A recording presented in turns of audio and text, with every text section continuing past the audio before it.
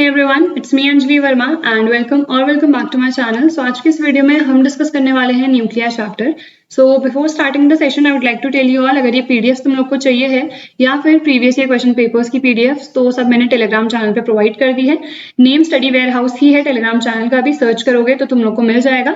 Otherwise तुम लोग को डिस्क्रिप्शन में मैंने लिंक प्रोवाइड कर दी है, वहां से भी तुम लोग ज्वाइन कर सकते हो. इसी के साथ साथ अनअकैडमी पे मैं सेशन लेने वाली हूँ आज 6 बजे, but this is for the new session students, यानी कि 2022 से 2023 बैच वाले जो स्टूडेंट्स हैं उनके लिए सेशन रहेगा, जिसमें will be discussing the complete strategy. क्या क्या चीजें तुम्हें फॉलो करनी है, क्या ऐसे टॉपिक्स हैं जो तुमने अगर 11th में नहीं भी पढ़ रखा है, फिर भी अगर सिर्फ उन टॉपिक्स को तुम कर लेते हो, स्टिल 12th में तुम लोग बहुत अच्छा स्कोर कर सकते हो.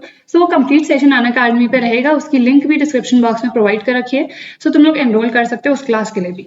सो स्टार्ट करते हैं हमारा न्यूक्लियर चैप्टर. तो सबसे पहले न्यूक्लियस के अंदर हमें पता है क्या क्या होते हैं, neutrons as well as protons. Neutrons क्या है, हमारे अनचार्ज होते हैं, और प्रोटॉन्स क्या होते हैं, पॉजिटिवली चार्ज्ड. एंड न्यूक्लियस के अंदर ये होते हैं जो बाहर के ऑर्बिट्स होते हैं उसमें इलेक्ट्रॉन रिवॉल्व कर रहे होते हैं. तो इनको किसने डिस्कवर किया था वो भी लर्न कर लेना. जैसे न्यूट्रॉन है तो जेम्स चैडविक ने करा था, रदरफोर्ड ने हमारा किया था प्रोटॉन. एंड इसके लिए थोड़ी सी हमारी मतलब ये भी चलता है कि ई गोल्डस्टीन ने किया है, रदरफोर्ड ने, तो दोनों का ही कई बार माना जाता है बिकॉज रदरफोर्ड ने नेमिंग करी थी प्रोटॉन की. देन उसके बाद हम अगर बात करें इलेक्ट्रॉन की तो वो जे थॉमसन ने करा था. ठीक है, तो ये बेसिक सी चीजें हो गई है हमारी. उसके बाद हमें पता है ये अनचार्ज्ड पार्टिकल्स है. मास सबका ही इंपॉर्टेंट है. जैसे अगर इलेक्ट्रॉन की बात करें तो उसका मास होता है 9 × 10⁻³ kg, जो कि बहुत कम होता है. तो इलेक्ट्रॉन का मास सबसे कम होता है. फिर न्यूट्रॉन्स और प्रोटॉन्स ऑलमोस्ट सेम होता है, बट न्यूट्रॉन्स जो है थोड़े से ज्यादा भारी होते हैं. तो इसका जो मास है 1.675 × 10⁻27 होता है. और अगर प्रोटॉन की बात करें तो 1.672 होता है × 10⁻27. और ये सब जो चलेगा हमारा किलोग्राम में चलेगा. ठीक है, अब न्यूट्रॉन्स की अगर हम बात करें, इनकी बहुत ज्यादा पेनिट्रेटिंग पावर होती है, और बिकॉज ये अनचार्ज पार्टिकल्स हैं तो जब भी इलेक्ट्रिक या फिर मैग्नेटिक फील्ड में हम डालेंगे न्यूट्रॉन्स को तो अनडेविएटेड ये पास करेंगे. जैसे हमारा गामा रेडिएशन होते हैं ना, वो भी अनडेविएटेड होते हैं बिकॉज वो अनचार्ज है. In the same way neutrons भी. Also, before moving on to our video, I would like to tell you all about the Unacademy AIM Scholarship Test, जो कि एक free aptitude test है, जिसमें you can also get a chance to win up to 100% of scholarship on Unacademy. And ये काफ़ी simple सा test है. 3 section इसमें होंगे. पहला होगा logical reasoning, second would be verbal ability, and third is quant, यानी कि तुम्हारा मैथ से रिलेटेड. ठीक है, देन वी हैव ये जो टेस्ट है तुम्हारा 1 घंटे का चलेगा, एंड इसमें 30 क्वेश्चन तुम लोगों से पूछे जाएंगे.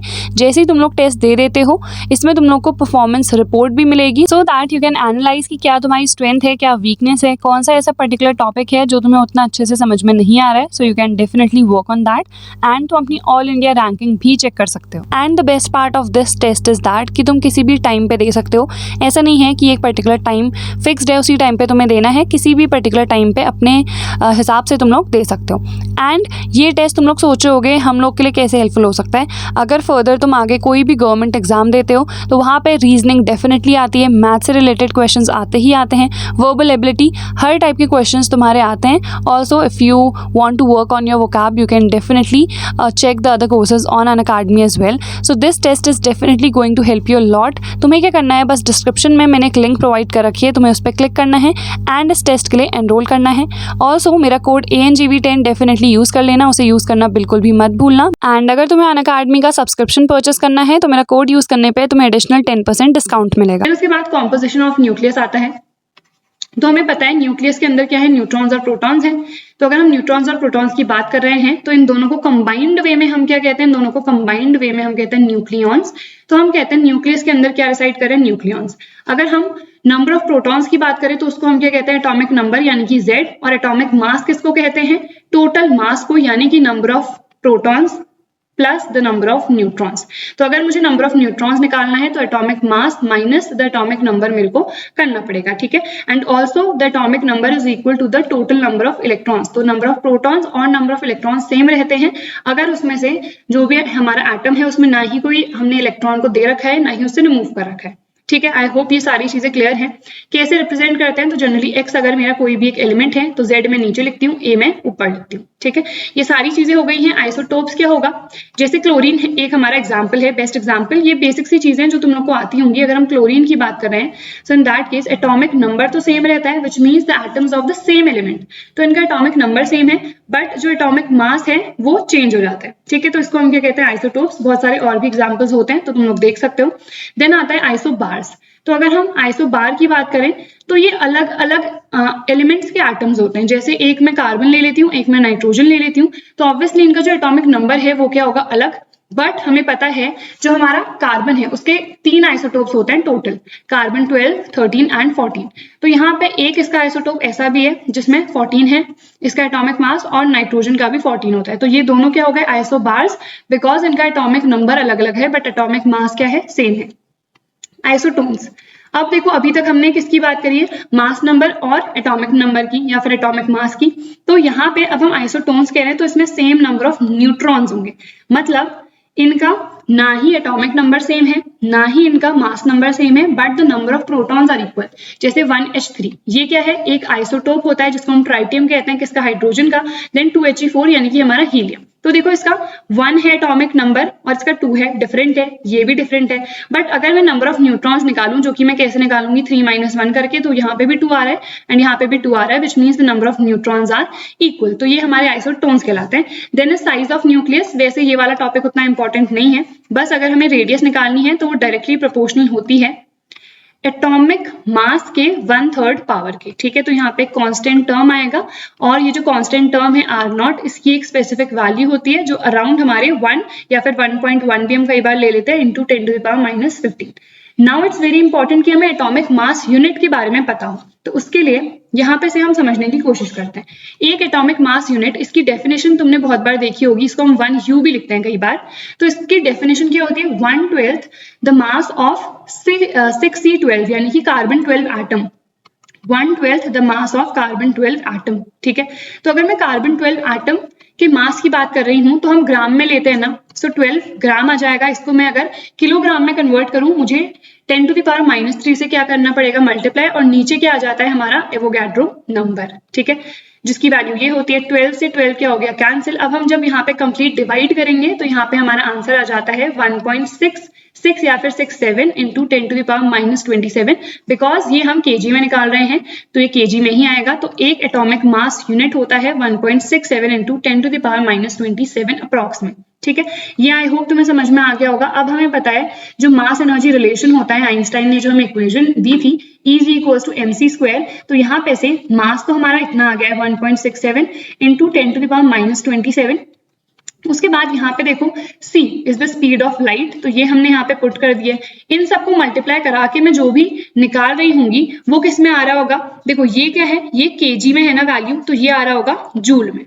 तो यहाँ पे कितनी वैल्यू आ रही है अप्रॉक्स में, 1.494 इंटू 10⁻10। अब हम क्या करेंगे, अगर मुझे इसे इलेक्ट्रॉन वोल्ट में कन्वर्ट करना है तो उस केस में मुझे इसे क्या करना पड़ेगा, डिवाइड करना पड़ेगा 1.6 इंटू 10⁻19 से, बिकॉज एक इलेक्ट्रॉन वोल्ट में क्या होता है 1.6 इंटू 10⁻19 जूल होता है। ये मैंने तुम लोग को लर्न भी करवाया था। तो इन द सेम वे अगर मुझे कन्वर्ट करना है जो जूल में वैल्यू आ रही है किसमें, इलेक्ट्रॉन वोल्ट में, तो मेरे को क्या करना पड़ेगा, डिवाइड करना पड़ेगा। ये कंप्लीट जब तुम डिवाइड कर लोगे तो ये वैल्यू आ जाती है हमारी 9.31 इंटू 10⁸8 इलेक्ट्रॉन वोल्ट। ठीक है, तो अप्रॉक्स में हमारी इतनी आ गई है। अब मैं क्या करूंगी, अगर मैं 2 से इसे मल्टीप्लाई करा देती हूँ तो ये अप्रॉक्स में हमारा कितना आ जाएगा, ये एक बार खुद से प्रैक्टिस करना, अदरवाइज डायरेक्टली वैल्यूज अगर लर्न करनी है तो डायरेक्टली वैल्यूज लर्न भी कर सकते हो। तो ये आ जाएगा 931 इंटू 10⁶ इलेक्ट्रॉन वोल्ट। 2⁶ का मतलब क्या होता है, मेगा ना, तो यहाँ पे मैं क्या लिख सकती हूँ, 931 मेगा इलेक्ट्रॉन वोल्ट। ठीक है, तो जो एनर्जी की वैल्यू आ रही है वो कितनी आ गई है, 931 मेगा इलेक्ट्रॉन वोल्ट।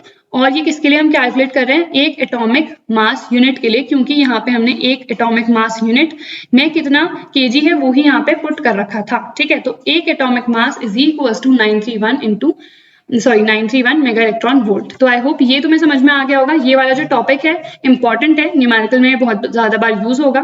इसके बाद हम देख लेते हैं mass defect. Now mass defect का क्या मतलब है, इट्स क्वाइट सिंपल, यहाँ पे हम डिस्कस करते हैं।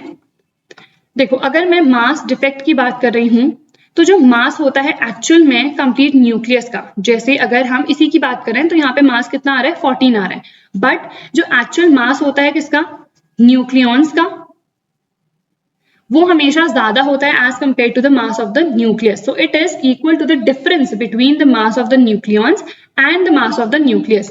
तो डेल्टा एम से हम इसको डिनोट करते हैं. अब मैं कैलकुलेट किस तरह से करूंगी, देखो मास ऑफ न्यूक्लियॉन्स, इसमें दोनों ही आ जाएंगे, न्यूट्रॉन भी आ जाएंगे और प्रोटॉन्स भी. तो प्रोटॉन की अगर मैं बात करूं तो नंबर ऑफ प्रोटॉन्स Z होता है into mass of one proton, plus कितना आएगा A माइनस जेड ना, बिकॉज नंबर ऑफ न्यूट्रॉन्स कैसे आता है A माइनस जेड करके into the mass of the neutrons.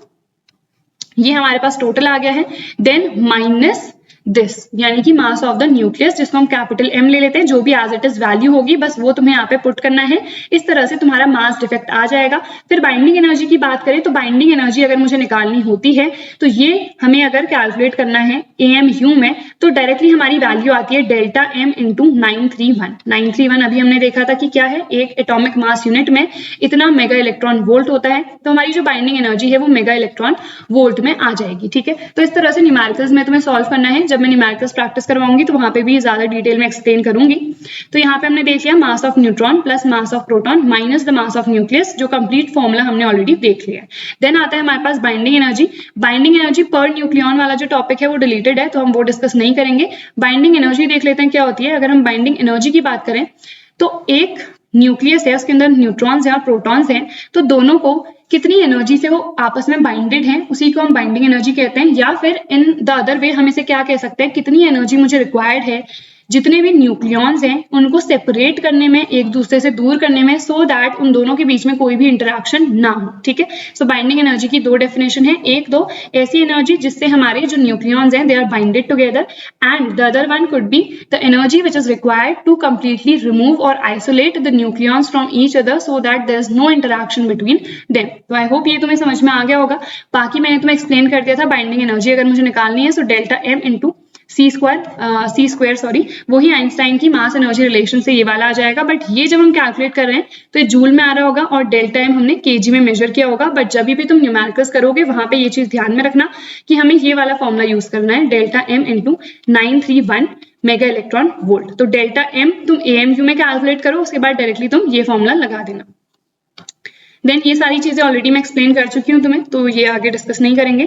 Next आता है हमारे पास न्यूक्लियर फिजन. रेडियो एक्टिविटी वगैरह जितने टॉपिक्स थे वो सब डिलीटेड है, तो वो हम डिस्कस नहीं करेंगे. यहाँ पे आता है न्यूक्लियर फिजन. दो टर्म्स आते हैं, एक तो फिजन, दूसरा यहाँ पे आता है फ्यूजन. अब दोनों में डिफरेंस क्या है और किसमें ज्यादा एनर्जी प्रोड्यूस होती है ये भी कई बार पूछा जाता है. तो फ्यूजन में हमेशा ज्यादा एनर्जी प्रोड्यूस होती है. कैसे लर्न करेंगे, जो सन में रिएक्शंस हो रही होती हैं वो सारी न्यूक्लियर फ्यूजन की वजह से होती हैं. ठीक है, और सन में मेनली क्या होता है, हाइड्रोजन और हीलियम ही प्रेजेंट होता है. तो अभी जो न्यूक्लियर फ्यूजन में रिएक्शंस हैं वो भी हमें लर्न करनी है, वो भी डिस्कस करेंगे कि क्या क्या है. बट अभी समझ लेते हैं न्यूक्लियर फिजन क्या है. फ्यूज होना मतलब जुड़ना, ज्वाइन होना. जब छोटे न्यूक्लियस आपस में ज्वाइन हो रहे हैं, एक बड़ा न्यूक्लियस बना रहे हैं, तो फ्यूजन है. फिजन का मतलब है एक बड़ा मेरे पास क्या है, न्यूक्लियस है, एंड वो स्प्लिट अप हो रहा है इनटू टू स्मॉलर न्यूक्लियर, तो उसको हम क्या कहते हैं, फिजन कहते हैं. ठीक है, काफी सिंपल सी डेफिनेशन है. अब हमारा न्यूक्लियर फिजन में हम फ्यूल्स लेते हैं. अगर हम एक रिएक्टर की बात करें तो उसमें हम न्यूक्लियर फ्यूल लेते हैं. ठीक है, तो वो फ्यूल क्या होगा, जैसे हम यूरेनियम ले लेते हैं तो 9-235, ये इसका क्या है, हमारा एटॉमिक नंबर और एटॉमिक मास है. तो इसमें हम क्या करेंगे, अगर मैं एक न्यूट्रॉन को बम्बार्ड करती हूँ, न्यूट्रॉन को जैसे ही मैंने बम्बार्ड किया तो यहाँ पे क्या हुआ, एक अनस्टेबल न्यूक्लियस बन जाएगा.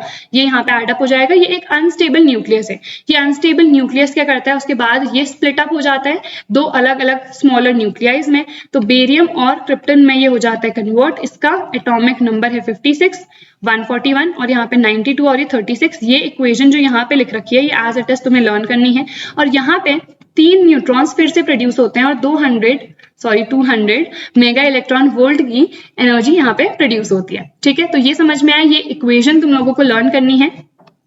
एंड देखो एक और चीज मैं तुम्हें यहाँ पे एक्सप्लेन करती हूँ. यहाँ पे एक डायग्राम भी आएगा, वो डायग्राम भी तुम्हें ध्यान में रखना है. Let me insert another slide. तो देखो अब यहाँ पे हमने क्या किया, एक न्यूट्रॉन को मैंने क्या किया, बम्बार्ड किया यूरेनियम के ऊपर. तो इसने क्या किया, 2 न्यूक्लियाई बनाए, इसके साथ साथ क्या बनाए, 3 और न्यूट्रॉन्स बनाए. फिर फर्दर अगर आगे भी तो यूरेनियम के एटम्स होंगे तो ये 3 न्यूट्रॉन्स इसका बम्बार्डमेंट करेंगे, फिर से यहाँ पे से 3 प्रोड्यूस होंगे और यहाँ हर किसी से 3 न्यूट्रॉन्स फिर से प्रोड्यूस होते जाएंगे. तो तुम्हें देखने को मिल रहा है ना कि ये तो एक अनकंट्रोलेबल चेन रिएक्शन हो जाएगी. अनकंट्रोलेबल विच मीन्स कि देखो यहीं पे हमारे 9 प्रोड्यूस हुए, फर्दर ये भी हर एक यूरेनियम का न्यूक्लियर फिजन कर रहे होंगे तो हर उससे फिर से 3 प्रोड्यूस होगी, तो यहाँ पे कितने सारे न्यूट्रॉन्स प्रोड्यूस हो रहे हैं और वो कंटिन्यूसली क्या करेगी, यूरेनियम एटम का फिजन करती रहेगी। सो इन दैट केस ये अनकंट्रोलेबल चेन रिएक्शन हो जाएगी। ठीक है, तो जो भी हम न्यूक्लियर रिएक्टर्स में रिएक्शन करवाते हैं उसको हम कंट्रोलेबल बनाते हैं। किस तरह से, ये जो न्यूट्रॉन्स प्रोड्यूस हो रहे हैं ना 3, इसमें से 1 या फिर 2 को हम पार्शली एब्जॉर्ब करा देते हैं सो दैट वो आगे फर्दर फिजन ही ना कर सके। इसके लिए हम कंट्रोल रॉड्स का यूज करते हैं जो कि जनरली कैडमियम की बनी होती हैं। ठीक है, तो कंट्रोल रॉड्स कैडमियम की बनी है। इनका काम क्या है, ये जो न्यूट्रॉन्स प्रोड्यूस हो रहे हैं उनको एब्जॉर्ब कर रहे हैं। अब देखो कई बार ऐसा भी होता है ये जो न्यूट्रॉन्स यहाँ पे प्रोड्यूस हुए हैं ये बहुत ज्यादा फास्ट मूविंग होते हैं। अगर ये इतने ज्यादा फास्ट मूविंग है सो इन दैट केस आगे यूरेनियम का फिजन करते ही नहीं है। तो हम तो फिजन कराना चाह रहे हैं, तो अगर फिजन हो ही नहीं रहा है तो हमारे किसी काम का नहीं है। तो ये जो फास्ट मूविंग है इसकी स्पीड भी हमें कई बार न्यूक्लियर फिजन रिएक्टर्स में कंट्रोल करनी पड़ती है। ठीक है, उसके लिए हम यूज करते हैं मॉडरेटर्स का। मॉडरेटर नाम से ही पता चल रहा है कि स्पीड को मॉडरेट करने के लिए यूज किया जाता है। ठीक है, अभी कंप्लीट न्यूक्लियर फिजन रिएक्टर में सारे ही पार्ट्स अच्छे से डिस्कस करेंगे। फिलहाल के लिए आई होप तुम्हें इक्वेशन जो है ये समझ में आ गई। फर्दर ये वाला डायग्राम जो अभी मैंने तुम्हें कंप्लीट बना के एक्सप्लेन किया था ये भी बहुत इंपॉर्टेंट है। अब यहाँ पे हम देख लेते हैं न्यूक्लियर रिएक्टर, वही हमारा न्यूक्लियर फिजन रिएक्टर। एक न्यूक्लियर फ्यूजन रिएक्टर बनाना पॉसिबल नहीं होता है बिकॉज वहां पे बहुत ज्यादा एनर्जी और बहुत ज्यादा टेम्परेचर और प्रेशर की रिक्वायरमेंट होती है जो कि फिलहाल अर्थ पे लाना पॉसिबल नहीं है। तुम सोच सकते हो ना, अगर हम कोई भी रिएक्शन जो फ्यूजन की हम कह रहे हैं वो सन पे हो रही है तो वहां पे बहुत ज्यादा टेम्परेचर है, वहां पे बहुत ज्यादा प्रेशर है, तो वहां पे रिएक्शन हो पाती है, बट यहाँ पे अर्थ पे दैट्स नॉट प्रैक्टिकली पॉसिबल। तो फिजन रिएक्टर तो हमारे चल रहे होते हैं, यहाँ पे से इलेक्ट्रिसिटी बहुत बार हम जनरेट करा पाते हैं। तो एग्जैक्टली न्यूक्लियर फिजन रिएक्टर क्या है और इसके क्या क्या पार्ट्स हैं वो डिस्कस करते हैं। ठीक है, तो अभी हमने देखा हमें क्या चाहिए, कंट्रोल्ड चेन रिएक्शन चाहिए है। तो जहां पे भी कंट्रोल्ड चेन रिएक्शन होती है हमारी न्यूक्लियर फिजन के थ्रू तो उस एक रिएक्टर को हम कहते हैं न्यूक्लियर फिजन रिएक्टर। इसको कई बार हम एटॉमिक पाइल भी कह देते हैं। ठीक है, अब इसमें क्या क्या इसके पार्ट्स हैं, तो सबसे पहले मैंने तुम्हें अभी बताया था एक तो फ्यूल यानी कि जिसका हम फिजन कराएंगे, जैसे हमारा यूरेनियम हो गया, वैसे ही बहुत सारे और भी हमारे एटम्स हो सकते हैं और भी न्यूक्लियाइज हम ले सकते हैं। उसके बाद आता है मॉडरेटर का काम मैंने अभी तुम्हें बताया क्या होता है कि जो फास्ट मूविंग न्यूट्रॉन्स हैं उनको स्लो डाउन करना। ठीक है, जैसे हैवी वाटर D2O डी क्या है यहाँ पे, ड्यूटेरियम है। जो हमारा 1H2 होता है ना यही हमारा क्या होता है, ड्यूटेरियम होता है। तो ड्यूटेरियम ऑक्साइड यानी कि D2O, जैसे H2O हमारा वाटर होता है, in the same way D2O हमारा हैवी वाटर होता है। ठीक है, और कई बार हम ग्रेफाइट का भी यूज कर सकते हैं। देन मैंने तुम लोग को बताया था कंट्रोल रॉड्स का मतलब है कि जो हमारे इतने ज्यादा न्यूट्रॉन्स प्रोड्यूस हो रहे हैं उनको एब्जॉर्ब करने का काम करते हैं। जनरली हम कैडमियम की रॉड्स लेते हैं। उसके बाद आता है कूलेंट, बिकॉज अभी हमने देखा 200 मेगा इलेक्ट्रॉन वोल्ट अराउंड की एनर्जी प्रोड्यूस हो रही है, जो कि जूल में तो और भी बहुत ज्यादा होगी ना। तो इतनी ज्यादा अगर एनर्जी प्रोड्यूस हो रही है तो हमें टेम्परेचर कम करने के लिए कूलेंट्स चाहिए होंगे। तो ये क्या करते हैं, हीट को एब्जॉर्ब करते हैं एंड हीट की वैल्यू को कम करते हैं। ठीक है, जैसे हम लिक्विड सोडियम ले लेते हैं तो वो एक इफेक्टिव कूलेंट होता है। तो एक एक एग्जाम्पल हर किसी का तुम लोग लर्न कर लेना। फिर आता है यहाँ पे प्रोटेक्टिव शील्ड का क्या मतलब होगा कि जहां पे भी रिएक्शन हो रही है ना तो न्यूक्लियर फिजन रिएक्शंस जो है वो अनकंट्रोलेबल भी हो सकती है, इतनी ज्यादा हीट प्रोड्यूस हो रही है तो ये हमारे लिए हार्मफुल भी साबित हो सकती है। इसीलिए हम क्या करते हैं, जहां पे भी ये हमारा कंप्लीट न्यूक्लियर फिजन हो रहा होता है उस न्यूक्लियर फिजन रिएक्टर को हम कॉन्क्रीट वॉल्स का बनाते हैं। ठीक है, कॉन्क्रीट की उसकी वॉल्स बनाई जाती हैं। और जनरली अगर हम अल्फा बीटा डीके वगैरह की बात करते हैं जो कि फिलहाल तुम्हारे सिलेबस में नहीं है तो वहां पे फिर हम फर्दर और चीजें डिस्कस करते हैं। वहां पे जनरली लेड की वॉल्स बनाई जाती हैं। ठीक है, तो वो सब अभी नहीं है उतना ज्यादा, तो उसमें डिटेल में नहीं जाता है। फिलहाल बस इतना लर्न कर लो कि प्रोटेक्टिव शील्ड की अगर हम एक न्यूक्लियर फिजन रिएक्टर की बात कर रहे हैं तो वहां पे कॉन्क्रीट की वॉल्स बनाई जाती है। Then we have the working, तो वर्किंग वही हो गई जो मैंने तुम्हें अभी एक्सप्लेन करा था, इसमें ज्यादा डिस्कस हम नहीं करेंगे। वही की यूरेनियम है, एक न्यूट्रॉन आया, इसने क्या किया, इसका फिजन कर दिया, तो दो न्यूक्लियस में ये कन्वर्ट हो गई। उसके बाद 3 ये न्यूट्रॉन्स में प्रोड्यूस हुई। फिर फर्दर ये जो 3 न्यूट्रॉन्स हैं इन्होंने क्या किया, आगे जाके फिर से फिजन ये करते गए। ये कंटिन्यूस हमारी रिएक्शन चलती रही। मॉडरेटर्स ने क्या किया, हमारी स्पीड को स्लो डाउन करा। कैडमियम रॉड्स ने जो एक्सेस में प्रोड्यूस हो रहे हैं उनको एब्जॉर्ब कर लिया एंड हेंस यहाँ पे से इसके यूज क्या है फिर मेन। मतलब हम न्यूक्लियर फिजन रिएक्टर्स बना ही क्यों रहे हैं, इसका काम क्या है? देखो इतनी ज्यादा हीट प्रोड्यूस हो रही है, इतनी ज्यादा एनर्जी प्रोड्यूस हो रही है, तो इलेक्ट्रिक पावर जनरेशन में इसका सबसे ज्यादा यूज किया जाता है। फिर रेडियो एक्टिव आइसोटोप्स बनाने में भी इसका यूज किया जाता है और न्यूक्लियर रिसर्च वर्क में, because that is very much beneficial. ठीक है, देन आता है न्यूक्लियर फ्यूजन। तो अभी हम डिस्कस कर रहे थे कि अगर हमारे छोटे न्यूक्लियस हैं, छोटे न्यूक्लियाई हैं, वो आपस में कंबाइन कर रहे हैं एंड एक बड़ा न्यूक्लियस बना रहे हैं, तो न्यूक्लियर फ्यूजन उसको हम कहेंगे। अब तुम खुद सोचो, दो मेरे पास न्यूक्लियस आ रहे हैं, दोनों ही कैसे हैं? Positively charge. तो क्या ये आपस में अट्रैक्ट करेंगे? क्या ये फ्यूज होंगे इजीली? नहीं होंगे। क्यों नहीं होंगे? बिकॉज यहाँ पे बहुत ज्यादा इलेक्ट्रोस्टैटिक फोर्स ऑफ रिपल्शन लग रहा होगा। ठीक है, इसीलिए ये जो electrostatic force of repulsion act कर रहे हैं इनके बीच में, ताकि ये एक्ट ना करे उसके लिए मुझे क्या चाहिए होता है? बहुत ज्यादा high temperature as well as pressure, so that जो काइनेटिक एनर्जी से मूव करेंगे, क्योंकि देखो इतना ज्यादा टेम्परेचर होगा तो वहां पे काइनेटिक एनर्जी ज्यादा होगी ना, बट नॉर्मल टेम्परेचर पे इतनी ज्यादा काइनेटिक एनर्जी लाना पॉसिबल नहीं होता है, सो दैट वो काइनेटिक एनर्जी मतलब ऊपर से आ जाए। मतलब समझ रहे हो ना कि अगर हम पास ला रहे हैं दो न्यूक्लियस को, so they have a lot of electrostatic force of repulsion, तो उसको हम नहीं चाहते हैं कि वो रिपल्शन को फील भी करें। सो काइनेटिक एनर्जी इतनी ज्यादा तेजी से आते हैं मतलब दोनों आपस में कि उन्हें वो रिपल्शन फील ही नहीं होता है। ठीक है, so I hope this particular thing is clear. इसको हम थर्मो न्यूक्लियर रिएक्शन भी कहते हैं, बिकॉज बहुत ज्यादा इसमें हीट रिक्वायर्ड होती है। एंड अभी हमने देखा था न्यूक्लियर फिजन या फिर फ्यूजन, दोनों में से किसमें ज्यादा हीट प्रोड्यूस होती है? तो न्यूक्लियर फ्यूजन में ही ज्यादा हीट प्रोड्यूस होती है। ये अकर करने के लिए भी हमें बहुत ज्यादा टेम्परेचर प्रेशर की रिक्वायरमेंट होती है, एंड इससे जो हीट प्रोड्यूस होती है उसकी वैल्यू भी बहुत ज्यादा होती है as compare to the nuclear fission. ठीक है, तो I hope this is clear. Next हमारे पास आता है जो इक्वेशंस है हमारी। अब कुछ ही टॉपिक्स बचे हैं बट इन्हें बहुत अच्छे से देख लेना।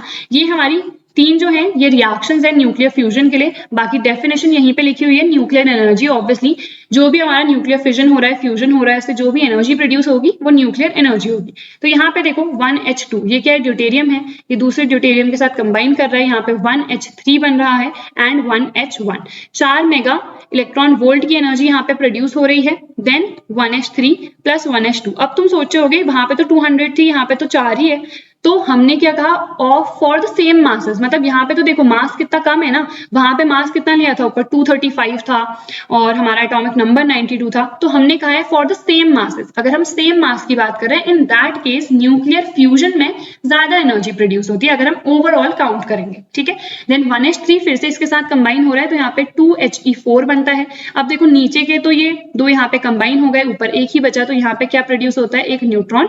अप्रॉक्स में यहाँ पे 17.6 मेगा इलेक्ट्रॉन वोल्ट की एनर्जी प्रोड्यूस होती है। Then again 1H2 plus 1H2 plus यहाँ पे आ जाएगा 1H2। तीनों अगर आपस में यहाँ पे क्या कर रहे हैं? कंबाइन हो रहे हैं, तो 2He4 plus 1H1 plus 0N1 ये यहाँ पे प्रोड्यूस हो जा रहा है। ठीक है, हमने क्या किया है? बस इन दोनों इक्वेशंस को एड अप कर दिया है। अगर मैं इन दोनों को एड अप कर रही हूँ तो देखो ये और ये क्या हो जाएगा? कैंसिल। तो यहाँ पे 3 ये आ गए, हमने 3 ये लिख दिए, 2He4 प्लस 1H1 और प्लस 0N1, और टोटल एनर्जी को भी एड अप कर दो तो 21.6 मेगा इलेक्ट्रॉन वोल्ट की एनर्जी यहाँ पे प्रोड्यूस होगी। ठीक है, अब देखो नीचे जो मैंने चीजें तुम्हें एक्सप्लेन करी थी बस वही मेंशन्ड है। For the process of nuclear fusion we require higher temperature and high pressure because there is very high repulsive force acting between positively charge nuclei.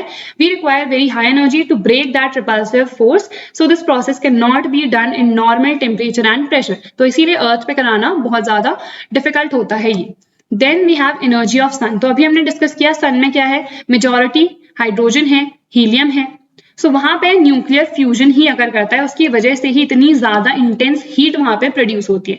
तो sun is constituted of very light nucleus elements, मतलब वही hydrogen और helium की अगर हम बात करें, सो 1H1 then we have 2He4, इसके ही बाकी आइसोटोप्स की भी बात करें तो 1H2 1H3 ही होता है। तो बहुत हल्का इनका न्यूक्लियस है।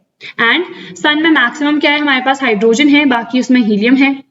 The temperature of outer most surface, अब देखो डिफरेंस होता है ना, अगर हम बाहर की सर्फेस की बात करें वहां का टेम्परेचर डिफरेंट होता है, अगर हम कोर की बात करें वहां का टेम्परेचर अलग होता है, कोर पे मैक्सिमम होता है। तो कोर का टेम्परेचर 2 × 10⁻7 केल्विन है और आउटर मोस्ट का 700 केल्विन अराउंड। तो बिकॉज यहाँ पे बहुत ज्यादा टेम्परेचर है तो इसीलिए यहाँ पे फ्यूजन हो सकता है। ठीक है। अगर हम एस्ट्रोनॉमिकल बॉडीज की बात करेंगे जिनका जो टेम्परेचर है 10 टू द पावर 8 केल्विन से ज्यादा है, तो वहां पे कार्बन कार्बन साइकिल अगर करती है। बाकी में proton proton cycle. Proton proton cycle का क्या मतलब है, जो अभी हमने जिस टाइप की एक इक्वेशन ऑलरेडी देखी थी उसी टाइप की इक्वेशन यहाँ पे भी देखने को हमें मिलती है। तो देखो दो हाइड्रोजन यहाँ पे कंबाइन हो रहे हैं, 1H2 बना रहे हैं और 1 बीटा 0। ये क्या है, -1 बीटा 0, ये तुमने सुना भी होगा अगर अभी बीटा पार्टिकल में नहीं पढ़ा है। तो ये हमारा बीटा पार्टिकल होता है जो कि इलेक्ट्रॉन होता है हैविंग द न्यूक्लियर ओरिजिन। ठीक है, अगर इतना ज्यादा डिटेल में नहीं पता है तो बस इतना ही तुम लोग समझ लो कि एक बीटा पार्टिकल है जो कि एक इलेक्ट्रॉन होता है, और इसका जो एंटी पार्टिकल है, एंटी का मतलब उल्टा, तो इसका जो उल्टा पार्टिकल है वो ये है जो कि होता है पॉजिट्रॉन। ठीक है, इसको हम पॉजिट्रॉन कहते हैं।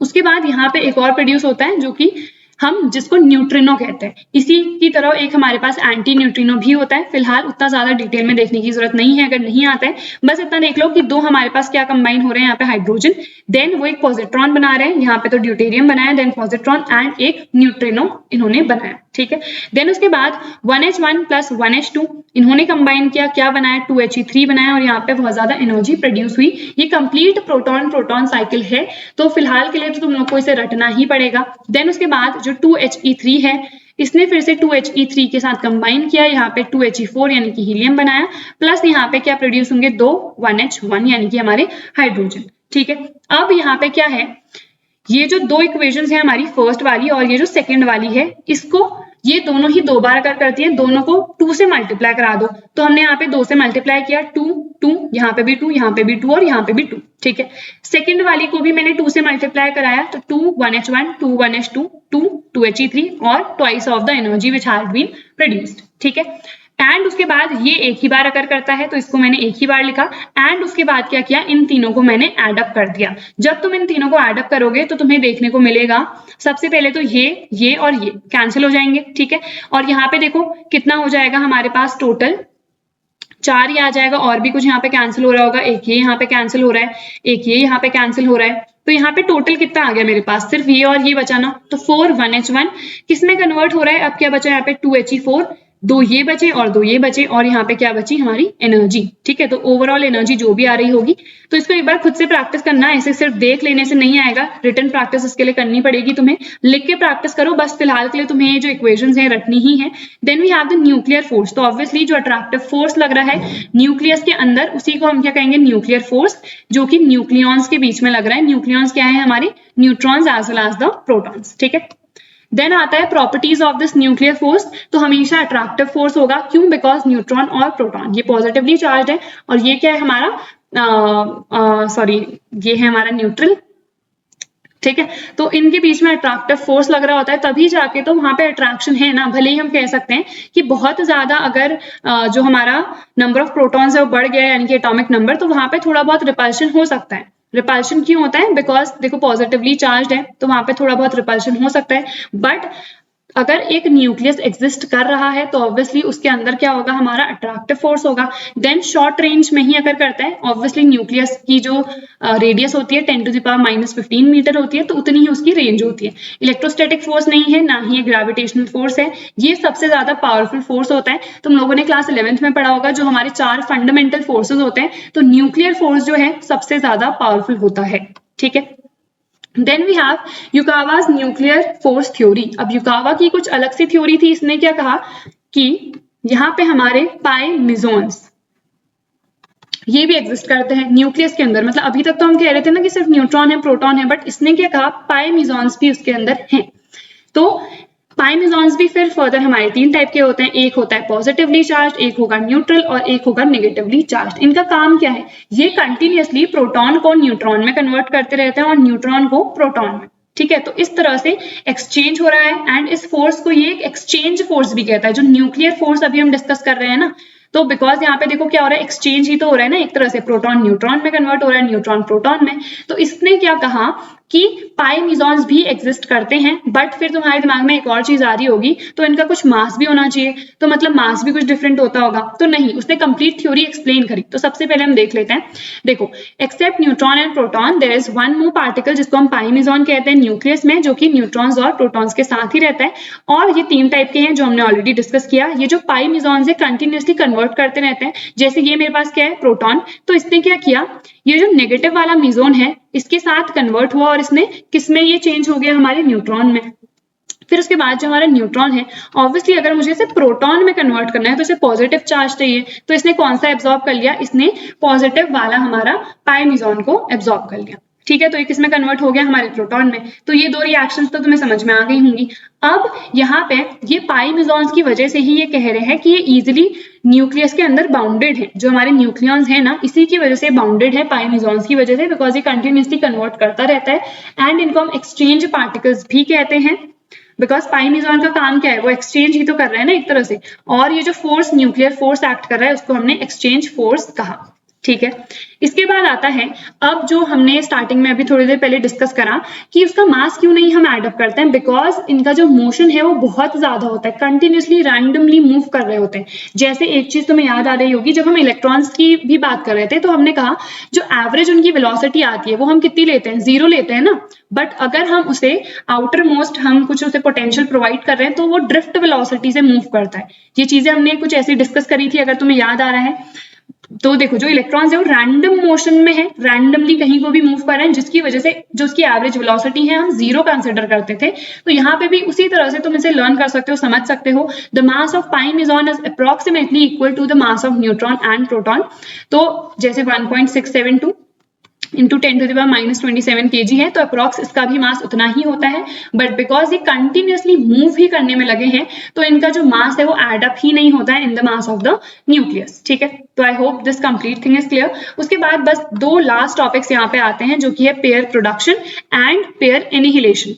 प्रोडक्शन का क्या मतलब है, कोई चीज हम प्रोड्यूस कर रहे हैं, तो यहाँ पे भी वही चीज है कि जब भी हम फोटोन या फिर हम गामा रेस की बात कर रहे होते हैं, ये किसी भी हेवी सब्सटेंस पे अगर आगे स्ट्राइक करते हैं तो ये जो भी गामा रेज है या फिर फोटोन है उसको एब्जॉर्ब कर लेता है वो सब्सटेंस, और यहाँ पे किसको प्रोड्यूस करता है, इलेक्ट्रॉन और पॉजिट्रॉन को। ठीक है, तो जैसे हम फोटोन ले लेते हैं तो फोटोन की एनर्जी ये होती है, हमें पता है। तो ये जब भी एब्जॉर्ब करता है कोई भी हेवी सब्सटेंस तो वो उसको एब्जॉर्ब करता है एंड क्या प्रोड्यूस करता है, इलेक्ट्रॉन। ये क्या था, हमारा बीटा पार्टिकल। हमने कहा था बीटा पार्टिकल क्या होता है, this is an electron that has the nuclear origin. ठीक है, और यहाँ पे क्या प्रोड्यूस होगा, पॉजिट्रॉन। दोनों ही क्या है, एक दूसरे के एंटी पार्टिकल है। ठीक है, एंटी पार्टिकल का मतलब उसका उल्टा है बिल्कुल, जैसे ये हमारा इलेक्ट्रॉन है, इसका उल्टा हमारा पॉजिट्रॉन हो गया, उसका एंटी पार्टिकल। न्यूट्रिनो हमने कहा था तो उसका उल्टा क्या हो जाएगा, एंटी न्यूट्रिनो। ठीक है, देन इसके बाद आता है पेयर एनिहिलेशन। पेयर एनिहिलेशन का क्या मतलब है, देखो पेयर एनिहिलेट का मतलब होता है डिस्ट्रॉय करना किसी चीज को। ठीक है, तो वही सेम चीज है यहाँ पे। अभी तक हमने क्या डिस्कस किया था, इससे हम ये प्रोड्यूस कर रहे हैं। अब क्या होता है, अगर यहाँ पे एक मेरे पास पार्टिकल है, इसका एंटी पार्टिकल, जैसे ये हमारा क्या है, इलेक्ट्रॉन है, इसका क्या है, ये पॉजिट्रॉन है, एंटी पार्टिकल। तो दूसरा अगर उसका एंटी पार्टिकल आके आपस में स्ट्राइक कर रहे हैं, so in that case what happens, यहाँ पे दो फोटॉन्स जनरेट हो जाते हैं। यहाँ पे तो एक से ये दोनों जनरेट हुए थे, बट यहाँ पे दो जनरेट होंगे, तो दो फोटॉन्स यहाँ पे जनरेट हो रहे हैं और दोनों की डायरेक्शन अलग अलग होगी। अगर एक हमारा जा रहा है राइट साइड को तो दूसरा जाएगा हमारा लेफ्ट साइड को। ठीक है, तो दोनों की डायरेक्शन अलग अलग होगी, जो दो फोटॉन्स प्रोड्यूस हो रहे हैं उसकी। तो आई होप इसमें हमने जितनी भी चीजें डिस्कस करी हैं तुम लोग को समझ में आई होंगी। इसके अलावा कोई भी डाउट होता है you can definitely comment down, I try कि मैं रिप्लाई कर सकूं। और अगर कोई भी न्यू सेशन का स्टूडेंट है या फिर तुम किसी को जानते हो जो न्यू सेशन का है, तो डेफिनेटली मेरी वीडियोस शेयर करना, बताना मेरे चैनल के बारे में। एंड जो अनअकैडमी पे सेशन है वो ज्वाइन कर सकता है जो भी न्यू सेशन का स्टूडेंट होगा। So that's all for today's video. I hope this video is useful for you. Don't forget to like, share and subscribe to my channel, and I see you guys in the next video.